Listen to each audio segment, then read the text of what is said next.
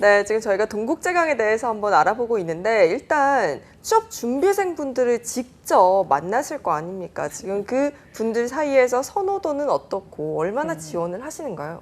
이게 공채 때냐 아니냐에 따라 나뉩니다. 네. 기본적으로 관련 분야에 관심이 철강회사 산업들로 주로 지원을 하려는 분들 외에는 사실 큰 관심들이 없으셨다가도 막상 채용 소식이 들려오면 이 회사는 어떨까 하고 뒤늦게 지원을 하시려는 분들이 있다 보니까, 그리고 재학생 주니어 사원제도 등이 조금 특이하다 보니까 한 번쯤 눈길이 가게 되는 기업이고요. 기업에 대한 소식과 내용들, 그리고 임직원들에 대한 연봉에 대한 소식 등이 기사 검색을 통해 나오면 긍정적인 소식들이 좀 많이 들리거든요. 그리고 브라질 제철소 관련 사업이 최근 수익성이 악화되었다 하고 하지만 결국 턴어라운드를 돌고 있는 부분이기 때문에 앞으로 회사가 발전 가능성이 있다. 이러한 소식들과 내용들을 봤을 땐 구직자분들의 선호도는 중상 정도에 해당된다 볼 수 있겠습니다. 네, 정보도 투명하게 공개를 하고 있고, 그리고 또 미리 앞서서 또 인재를 영입하려는 그런 노력도 돋보이는 회사니까요. 많이 지원을 하시면 좋을 것 같습니다. 2부는 저희가 예고를 해드린 대로 인성검사랑 면접 전형을 알아보려고 하는데, 우선 인성검사는 좀 어떻게 치러지나요? 네, 인성검사는 앞서 서류 제출할 때 같이 진행이 되는 것으로 알려져 있습니다. 회사 측에서는 5분에서 10분 정도 소요된다고 하지만 실제 문제의 난이도는 평이한 편이라서 4분 이내에도 풀 수 있다는 것이 많은 실제 테스트를 치러보신 분들의 후기 내용을 기반으로 말씀을 드릴 수 있겠습니다. 일단 특징이라고 할 수 있다는 건 결국 이게 한 번에 응시가 된다는 점이 특징이니까요. 실수 없이 솔직하게 본인의 인성검사의 내용에 답변을 마킹하시는 게 무엇보다 중요하겠죠. 대부분 요즘은 많은 기업들이 온라인 인성검사를 치더라고요. 그런데 또 이 인성검사마다 조금씩 특징이 다르다고 하는데 동국제강의 온라인 인성검사는 어떤가요? 예, 기본적으로 이제 인성검사라고 하면 질문이 수십 개, 많게는 100여 개가 나오는 경우도 있습니다. 40분을 주고 그걸 풀다 보면 눈이 아픕니다. 그리고 2번 문항에 나오던 게 17번에 또 나오고, 근데 그게 부정 접속사가 더 들어가고 안 들어가고 그냥 부정어가 더 있고 안 있고, 2번에서는 안 그렇습니다. 17번에선 그렇습니다. 이렇게 단어 한 끗 차이로 약간 페이크가 있는 경우들도 있는데요. 그런 면에 비하면 확실히 검사의 문항 수도 적고 시간도 짧게 진행된다는 점이 특징입니다. 두 번째 특징이라고 한다면 기출된 질문들의 후기를 통해 만나볼 때 좀 특이했던 점이 다른 사람들이 나에게 기대하는 행동이 무엇이겠습니까? 라는 질문이 나왔다는 점인데요. 바로 이 질문에 대해서 많은 분들이 혼란스러움을 겪으셨다고 할 수 있겠습니다. 근데 이 질문 가만히 잘 뜯어보면 사실상 본인의 강점이 무엇인지를 인지하고 있는지를 묻는 질문과 같습니다. 따라서 이러한 부분을 다른 사람들이 나한테 뭘 기대한다고? 아니 난 주변에 그렇게 사람 많이 모르는데, 최근에 잘 모르는데, 이렇게 너무 현실에 너무 1대1로 대입을 하려다 보면 내가 지금 뭘 하고 있는 건지도 헷갈리실 수가 있거든요. 나에게 기대되는 행동, 그리고 다른 이에게 기대되는 행동 또한 내가 어떻게 앞으로 관계하면서 일하면서 어떻게 보여지고 역할을 하는지 등으로 확대해서 한번 판단을 해보신다면 이 질문이 좀 난해하지 않고 쉽게 이해되실 수 있을 겁니다. 네. 알고 보면 좀 일반적인 내용이긴 하지만 질문의 형태가 이렇게 좀 독특하게 나오면 당황할 수가 있거든요. 그쵸. 그럴 때는 좀 어떻게 대처를 해야 될까요? 일단 당황을 했다면 두 가지인 겁니다. 첫째는 이 질문이 그렇게 평가의 중요한 요소가 아닐 수도 있다는 점에 우리가 주목을 해야 됩니다. 모든 인성검사가요, 다 그 인성검사의 요소마다 의미가 있고 채점의 기준이 되지는 않습니다. 평균 3에서 최대 7에서 8%까지 무의미한 질문들도 질문에 충분히 담겨져 있다는 점이 특징입니다. 다만 이 회사는 문항수가 적을 것이기 때문에 그렇게 무의미한 질문이 나오진 않겠죠. 두 번째로 알아야 되는 건 결국 우리가 이 질문을 통해 나의 어떤 면을 어필해야 되는지를 좀 고려해야 된다는 점입니다. 그렇기 때문에 평소에 본인 스스로를 좀 객관화할 필요도 있습니다. 취업준비생분들이 예전에 알고 있던 나와 최근 취업 준비를 하면서 피폐화되고 자존감이 많이 낮아져 있는 나를 혼재해서 기입을 하거나 판단하려는 경향들이 있는데요. 주변에선 나를 평소에 어떻게 판단하시는지, 스스로 기대하는 나의 모습은 어떤지, 그 기대하는 모습 대비 현재의 나는 얼마나 갭이 있는지, 이 갭을 메우기 위해 어떻게 노력할 건지. 이거 되게 정리할 거 많고 복잡하시죠? 취업은 공부가 아닙니다. 나를 이해한 다음에 적용해야 될 전형, 바로 이러한 인성검사임을 기억해 주십시오. 지금 이미 인성검사에 대해서 굉장히 많은 팁들을 알려주신 것 같은데 이것보다 혹시 더 알려주실 만한 팁이 있을까요? 예, 팁이라기보단요. 네. 가장 이상적으로 마킹을 하면 본인은 사람이 될 수 없습니다. 해태나 유니콘 같은 걸 텐데요. 밝고 명랑하고 적극적인 데다 씩씩하기까지 하고 누군가에게 부탁한 적 없고 쓴소리 다 하고 막 온갖 좋다고 판단되는 것들을 다 마킹했다간 사실 좋지 못할 겁니다. 그리고 인성검사마다 조금씩 차이는 있겠지만 지나치게 원칙주의다. 뭐 냉철할 정도로 뭐 준비를 철저히 한다. 이렇게 너무 극단의 표현들과 내용들을 마킹을 하거나 기입을 할 시에는 인성검사에서 조금 부정적인 단어로 해석되는 테스트들도 있으니까요. 조금은 유연한 사고도 일정 부분 필요하겠습니다. 완벽한 나의 인성을 보여주기보다는요. 현재 내 인성이 해당 회사의 구성원으로서 일하기에 적합하다는 것만 보여줘야 되기 때문에 만점을 받으려는 생각은 피하셔야겠습니다. 네, 지나치게 이상적이거나 지나치게 극단적인 걸 피하자라고 팁을 마지막으로 주셨습니다. 자, 다음으로 면접 전형 넘어가 보려고 하는데요. AI 면접, 원데이 면접 이렇게 두 가지 있다고 하셨어요. 네, 맞습니다. AI 면접은 이전에는 없었지만 이번에 도입이 된 것으로 현재 확인이 됩니다. 올해 초에 나왔던 채용 공고의 경우에서도 AI 면접 이야기가 별도로 없었는데 제가 확인한 게 맞다면 아마 그게 특별히 큰 차이는 없으리라고 생각을 합니다. 우리가 흔히 알고 있는 AI 면접입니다. 특정한 상황을 제시해주고 이 상황에서 당신이라면 어떻게 행동을 할 것인지 그리고 특정한 과거의 경험에 대해서 특정한 키워드와 내용을 기반으로 한두 차례 꼬리 질문이 나오는 형태. 게임 질문 여부까지는 확인할 길은 없지만 어쨌든 우리가 흔히 알고 있는 AI 면접의 형태가 잘 유지되어 된다는 점이 특징이고요. 최근 들어서 게임 면접에 대한 기조가 조금씩 사라지고 있는 추세가 조금씩 등장하고 있기 때문에 동국제 강의 채용에서 게임 면접 질문이 등장하진 않을 수도 있다는 사실 유의해 주셔야겠습니다. 이 AI 면접은요. 영상이 녹화가 되고 녹화된 영상을 바탕으로 평가가 시트가 이루어지는 구조입니다. 따라서 이러한 부분들을 AI가 전지전능하게 나를 평가할 거야 이렇게 너무 끔찍하게 생각하지 마시고요. 특정한 물음에 맞게 화면에 정면을 응시하시면서 간결하게 지루하지 않게 너무 길지 않게 제가 너무 당연한 걸 얘기했나요? 부담되시죠? 하지만 어쩔 수 없습니다. 본인이 평소에 말하는 습관과 내용이 익숙해진다면 AI 면접이 형식이 어색해서 이제 그렇게 부담될 수 있는 요소는 아니리라고 생각을 합니다. 그리고 이제 원데이 면접 같은 경우는요.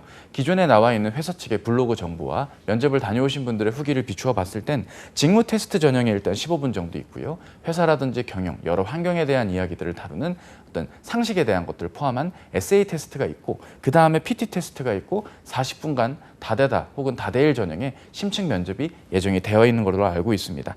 1대1 혹은 다대일로 이루어진다 하지만 사실상 다대일의 면접이라 형태로 이해해 주시는 게 좋겠죠. 그러면 직무 면접에서 질문들이 어떤 유형이 나오는지 이게 가장 핵심일 것 같아요. 네, 일단 기본적으로 직업 기초 능력을 당연히 물을 겁니다. 문제 상황에서 문제를 어떻게 해결할 것인지, 의사소통이 좀 어려운 상황에서도 효과적으로 설득할 수 있고 배려할 수 있고 이런 대인관계상에서 발생할 수 있는 문제를 해칭할 수 있는 의사소통 능력, 팀워크 능력, 뭐 창의적인, 개선적인 사고 등을 확인할 수 있는 직업 기초 능력들도 물을 거고요. 지원한 직무와 부문에 대해서 얼만큼 잘 이해하고 있는지 기초적인 지식도 일부 물을 수도 있습니다. 또한 인성적인 측면에서 지원자의 성향과 특성을 잘 드러낼 수 있는 과거의 경험을 묻고요. 해당 경험의 진실성이 좀 위배된다는 느낌이 든다면 꼬리 질문을 통해 해당 지원자의 답변의 진실성을 체크하려 들겠죠.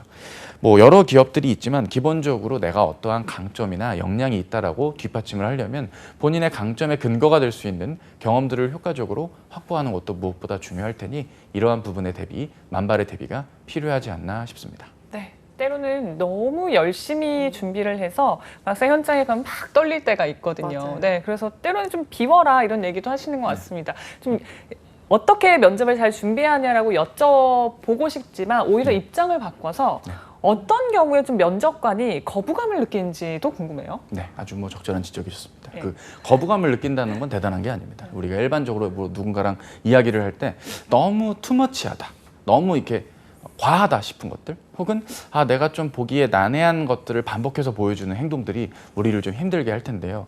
대표적으로 면접관이 그 어느 면접에서나 거부감을 느낄 수 있는 유형도 우리가 한번 좀 만나볼 필요는 있겠습니다. 일단 암기한 티가 너무 많이 나면 곤란합니다. 어차피 저는 공대고 대충 외운 거 말하면 되는 거 아닌가요? 네, 그 대충도 정도가 있죠. 너무 긴장이 되는 1분 자기소개 상황이라든지 특정한 지식을 묻는 질문은 외운 걸 말해야 되다 보니까 외운 티가 날 수도 있습니다. 하지만 회사에 대한 본인의 생각, 대인관계적으로 본인의 소통 능력은 몇 점, 본인의 별명 이런 질문들까지도 외운 티가 나고 시선을 못 맞추면서 불안에 떨고 있다면 효과적인 면접 상황의 답변 모습이라고 볼 수 없습니다. 면접은 기본적으로 대화가 깔려 있습니다. 정도껏 외워야지 너무 많이 외우면 우리에게 부담이 될 수 있고요. 다소 뻔한 지원 동기를 하는 경우도 있습니다. 국내 최초 민간 철강 회사, 현재가 아닌 미래를 나아가는 예, 알겠고요. 잘 들었는데 그런 거 말고 우리 회사에 대해 알게 된 것 좀 얘기해 볼까요? 네, 친환경이 아니라 필환경이다. 부회장님이신 알겠고요. 이런 식으로 지원 동기를 너무 뻔하게 들어가면 지금 이 영상 보시면서 뜨끔하신 분 계시진 않았나 네. 모르겠네요. 더군다나 원데이 면접이기 때문에 굉장히 긴장된 속에서 진행을 하는 이 동국제강 같은 경우는 뻔한 지원 동기는 면접관에게 피로감을 불러일으킵니다. 그날 하루 종일 다양한 분들이 회사에 이런 모습이 좋아서 지원했다고 하면 조금 실증날 수도 있으니까요. 네. 그리고 표정에 티가 다 나는 분들, 그리고 어느 회사에서나 다 쓸 수 있는 말들을 하는 경우가 있습니다. 입사하게 된다면 최선을 다하겠습니다. 예, 어디 곳에나 다 할 수 있는 얘기죠.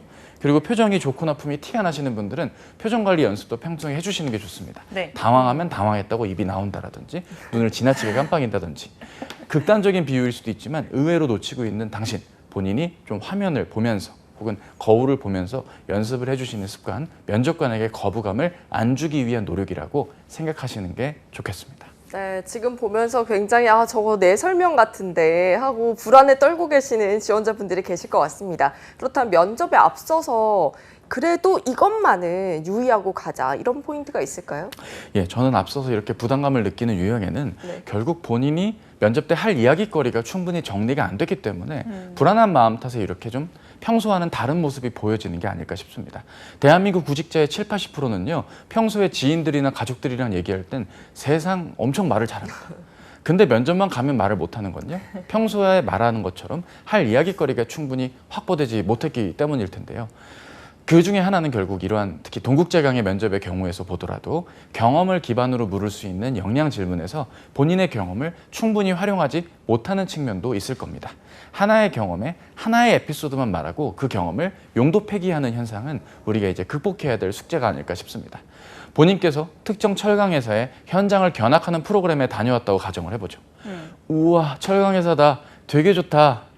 자신감을 가졌어요. 끝. 그건 끝이 아니거든요. 분명 현장에서 고민하시고 근무하시는 내용들도 있을 수도 있고 본인의 전공 지식이 어디에 쓰일 수 있는 것도 확인할 수 있고 친구들과 이 회사에 다니고 싶다는 다짐을 할 수도 있겠죠. 하나의 경험에 하나가 아니라 여러 개를 쓰일 수 있다는 점은 우리에게 시사하는 바가 큽니다. 따라서 이러한 부분이 잘 녹여져야겠고요.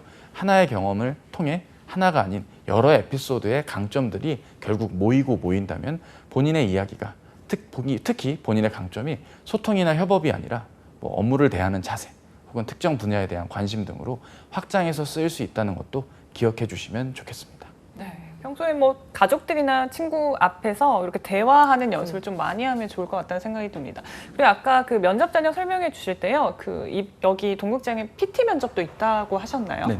어떤 식으로 좀 진행이 네, 될까요? 기본적으로 해당 직무와 직렬에 요소될 수 있는 PT 요소들이 나오고요. 뭐 모든 직무가 다 나온다고 볼 수는 없지만 회사 측에 오픈된 정보 그리고 기존의 면접을 보셨던 분들의 사례에는 PT 주제가 주어지고요. 해당 주제에 맞게 작성을 완료하고 발표 후에 질의응답을 받는 일반적인 형태로 알려져 있습니다.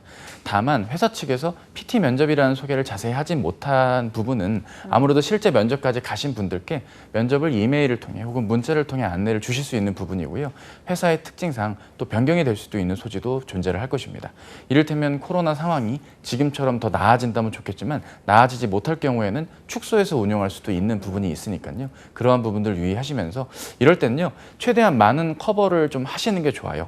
PT 면접까지도 나올 수 있으니 내가 지원한 분야에 대해서 충분한 이해를 하고 용어라든지 기본적인 요소들을 잘 이해하는 게 중요하겠구나라고 이해하시는 것이 무엇보다 좋겠고요. 철강업계의 주요 이슈들도 잘 다루어 주시는 노력도 필요하겠습니다.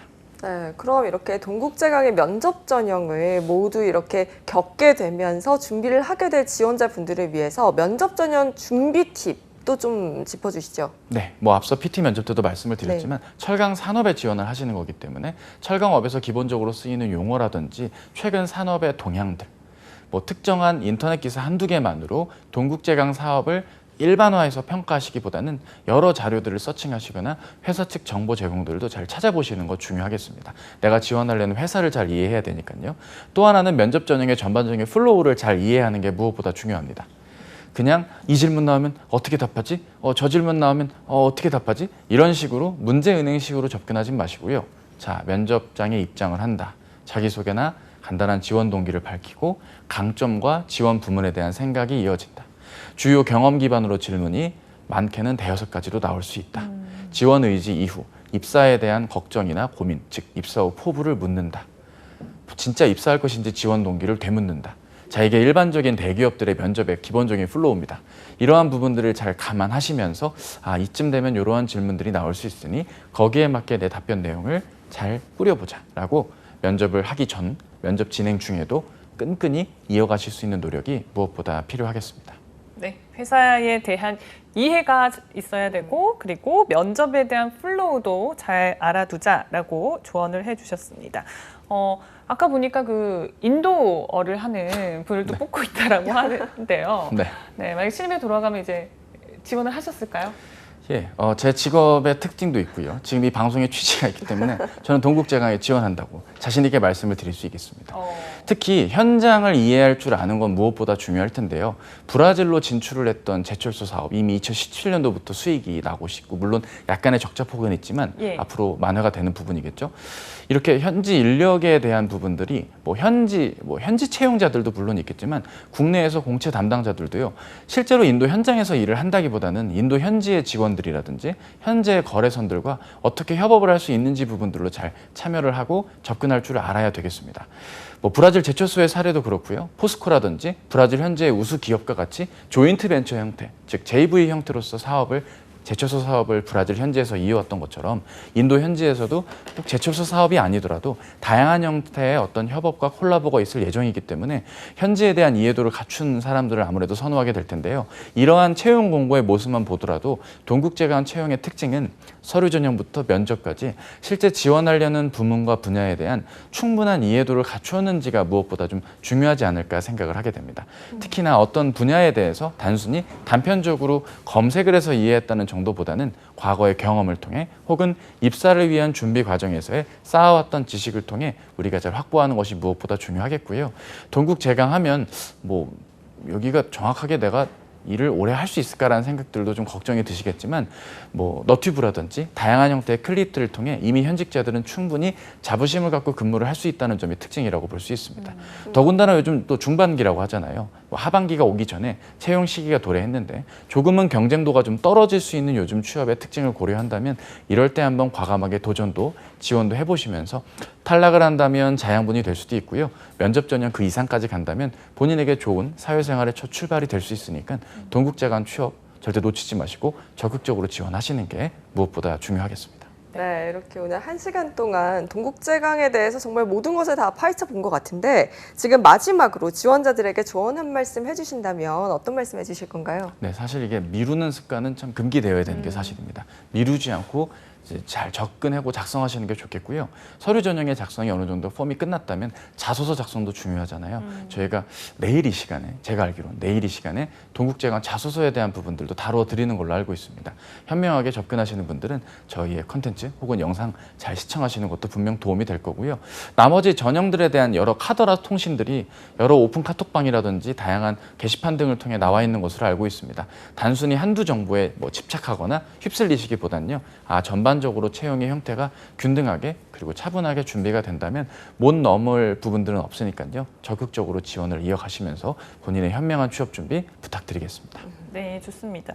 사실 이제 동국제강 같은 경우 철가업에서 이제 빅3에 속하는 회사이긴 하지만 이제 포스코나 현대제철을 아마 고려하고 계시다가 이제 이번에 공채가 떴기 때문에 지원을 해야 될까 말아야 될까 고민하는 분 분명 계실 것 같거든요. 네. 당연히 그런 경우는 이해가 되죠. 근데 이제 동국제강에 대한 어떤 회사 이해가 분명히 필요하긴 하겠지만 이렇게 고민하시는 분들이 좀 어떻게 잘 대처를 하면 좋을까요?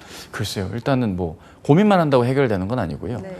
정답이 뭐라고 딱 단언하기는 어렵습니다. 왜냐하면 내가 딱 필요로 하는 기업을 딱 핀포인트를 잡고 포스코, 현대제철 혹은 특정한 철강 관련 산업의 특정 회사들로만 국한지어서 접근을 하시는 경우라고 한다면 굳이 고민을 하기보단 지금 기회가 왔기 때문에 지원을 하는 편이 맞겠고요. 내가 인문상경기다, 다양한 형태의 산업들도 넓히려고 한다. 혹은 기계공학 전공자이기 때문에 기회가 닿으면 한번 노려볼만 하겠다 정도로 좀 유연하게 생각을 하시는 경우라고 한다면 본인의 취업 준비의 정도를 놓고 판단해 보시는 게 좋겠습니다. 이를테면 내가 기본적으로 자기소개서에 쓸 컨텐츠조차 아직 구비가 안 되어 있다면 마감에 급급해서 제출 자체에 의미를 두는 것도 본인에겐 요즘 같은 시기에는 더 마이너스가 될 수도 있거든요. 원래 저의 직업은 일단 써보십시오 라고 이야기를 해야 되지만 네. 준비가 하나도 안 돼 있는 분이 억지로 지원을 했다가 자신감을 더 떨어지는 경우도 경우들도 있기 때문에 충분한 지원 준비가 되어 있는 분들이라면 적극 지원을, 그렇지 않다면 하반기에 쓸 더 많은 대기업들의 지원을 미리미리 대비하는 생각으로 준비하시는 준비의 기간으로 삼아주시는 게 무엇보다 필요하지 않나 싶습니다. 네, 그럼 지금 보면 솔직히 6월이 다 끝나서 상반기는 마무리에 접어들었거든요. 이제 나는 하반기를 노리겠어 하는 지원자분들이 계실 텐데 하반기 공채에 있어서 내 경험 정리라든지 이런 부분 어떻게 준비해 보면 좋을까요? 네, 잘 준비하면 됩니다. 네, 이렇게 말씀드리면 안 되겠죠. 이 한마디에 많은 게 함축이 되어 있습니다.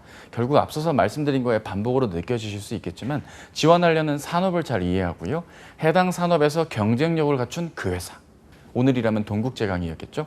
경쟁력을 갖춘 그 회사만의 특징을 파악하는 것이 처음만 어렵지 찾다 보면 금방 흥미를 갖게 될 겁니다. 그리고 그러한 내용과 함께 투트랙으로 함께 정리하실 본인에 대한 할 이야기거리 정리가 같이 좀 선행이 되고 준비가 된다면요. 스펙 외적으로 지원을 하고 전형별 대비하는 데 있어서 자신감을 갖고 성공 취업하실 수 있을 겁니다.